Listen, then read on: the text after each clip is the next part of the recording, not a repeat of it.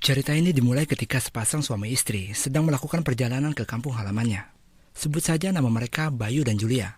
Karena perjalanan yang lumayan jauh, mereka berdua sering bermesraan di dalam mobil. Sialnya, karena terlalu kesenangan, Bayu nggak sadar. Ketika sudah sampai di perkampungan, di jalan ada beberapa anak kecil yang lagi main. Jelas saja dia kaget dan membanting setirnya ke tepi jalan.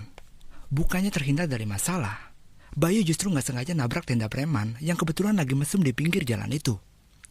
Jelas saja preman ini nggak terima dan memanfaatkan keadaan itu buat minta ganti rugi dan memeras mereka. Karena merasa bersalah, Bayu akhirnya membayar uang sejumlah 3 juta kepada preman itu.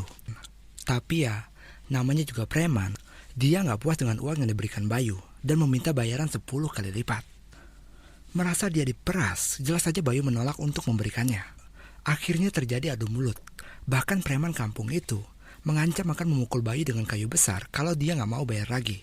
Untung saja ketika Bayu akan dipukul, datanglah si Jono, teman baik Bayu dari kampung yang kebetulan lewat jalan itu.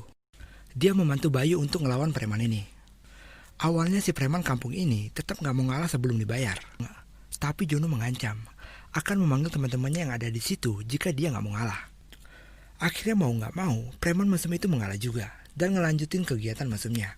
Setelah perkelahian itu selesai, Bayu baru sadar kalau mobilnya ternyata rusak parah.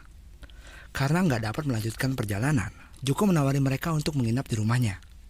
Awalnya Bayu menolak, tapi karena Jono memaksa dan lagian nggak ada bengkel yang buka di sekitar sana, akhirnya dia setuju untuk menginap bersama istrinya.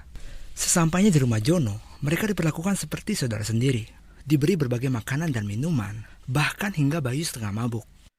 Ketika sudah larut malam, Bayu dan Julia masuk ke kamar. Dalam keadaan mabuk, Bayu mengajak istrinya untuk bercinta. Tapi akhirnya berakhir dengan kecewa. Saat mereka akan melakukannya, mereka baru teringat kalau Bayu sudah impoten. Penisnya nggak dapat lagi berfungsi dengan baik. Semenjak kecelakaan yang dialaminya beberapa bulan yang lalu, berbagai usaha sudah Julia lakukan agar suaminya normal kembali. Tapi semuanya sia-sia. Merasa nggak terpuaskan oleh suaminya, diam-diam Julia keluar dan mencoba memuaskan dirinya sendiri. Saat melakukannya, nggak sengaja Jono yang kebetulan lewat sana mengintipnya. Julia yang akhirnya sadar akan kehadiran Jono seketika pergi berlari dari tempat itu dalam keadaan malu. Keesokan harinya, Jono bersikap seolah-olah nggak terjadi apa-apa di malam sebelumnya. Dia memberitahu Bayu dan Julia kalau mobil mereka masih belum bisa diperbaiki. Jono kembali menawari mereka untuk menginap 1 malam lagi. Karena nggak ada pilihan lain, akhirnya mereka melanjutkan menginap di rumah Jono. Malam harinya mereka bertiga kembali makan dan minum. Bayu terlihat mabuk berat malam itu dan meninggalkan Julia dan Jono di luar.